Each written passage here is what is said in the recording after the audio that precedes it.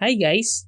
In this video you will learn how to play aggressively in COD Warzone Mobile.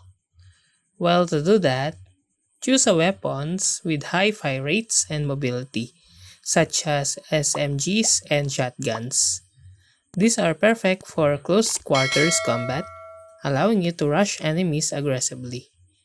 Equip attachments that enhance ADS speed, aim stability, and hip fire accuracy to excel in fast-paced encounters. Utilize slide cancels and jump shots to quickly maneuvers around the map and catch opponents off guard. Practice drop shotting to make yourself a harder target to hit while maintaining accuracy. Learn the ins and outs of the map, including the high traffic areas, choke points, and potential ambush spot. Use this knowledge to predict enemies' movements and plan your aggressive pushes strategically.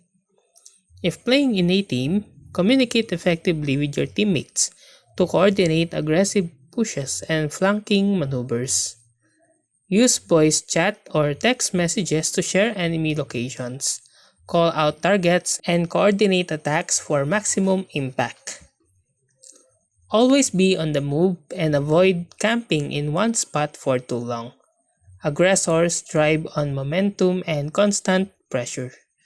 Push aggressively towards gunfire sounds to catch enemies off guard while they're distracted.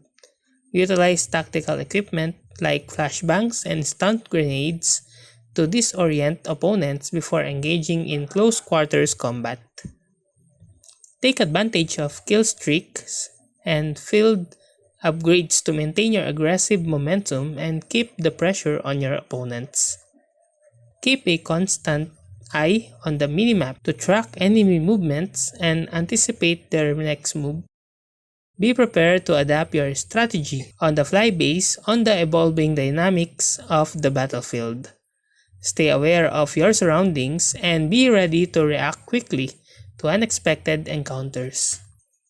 Like any skill, mastering aggressive gameplay requires practice and dedication.